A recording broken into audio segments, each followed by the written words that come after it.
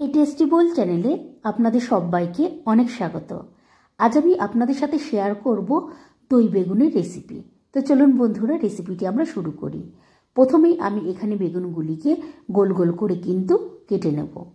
এরকম চাকচাক করে বেগুন কাটা হয়ে গেলে এবার কিন্তু আমি এখানে বেগুনের ওপর পরিমাণ অনুযায়ী হলুদ এবং পরিমাণ অনুযায়ী কিন্তু লবণ আমি এই বেগুনের মধ্যে দিয়ে দেব। এবার আমি লবণ এবং হলুদ ভালো মতন কিন্তু এই চাকচাক করে কেটে রাখা বেগুনগুলিতে কিন্তু ভালো করে মিশিয়ে নেব। ভালো মতন হলুদ এবং লবণ যখন বেগুনে মেশানো হয়ে যাবে, এই অবস্থায় আমি বেগুনটি কিছুক্ষণ ম্যারিনেট হওয়ার জন্য রেখে দেব। এবার আমি বেগুন ভাজার জন্য গ্যাসে কড়াই বসিয়ে দেব। এবার আমি কড়াইতে বেশ অনেকটা পরিমাণে একটু সর্ষের তেল দিয়ে দেব।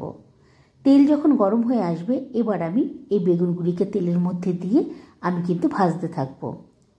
আমি কিন্তু এখানে বেগুনগুলিকে বেশ একটু লাল লাল করে কিন্তু ভেজে নেব।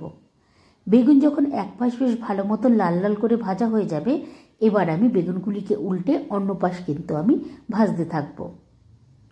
বেগুন যখন বেশ ভালো মতন দুপাশ লাল করে এরকম ভাজা হয়ে যাবে, এবার আমি বেগুনগুলিকে কিন্তু একটি বড় পাত্রের মধ্যে তুলে নেব।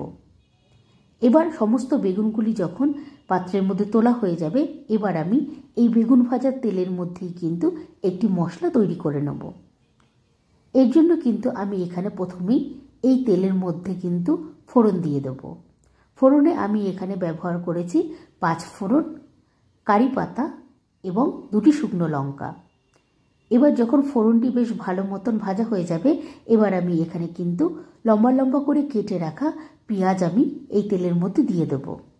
এবার আমি পেঁয়াজগুলি বেশ ভালো মতন তেলের মধ্যে নাড়াচাড়া করে নিয়ে কিন্তু ভাজতে থাকবো।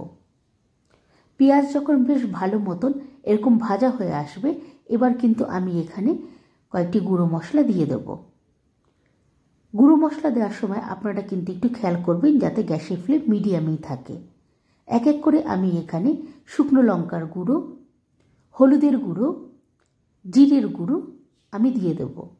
এবার আমি এই মশলাটিকে ভালো মতন তেলের মধ্যে নাড়াচাড়া করে নিয়ে আমি অল্প সময়ের জন্য কিন্তু একটু কষিয়ে নেব।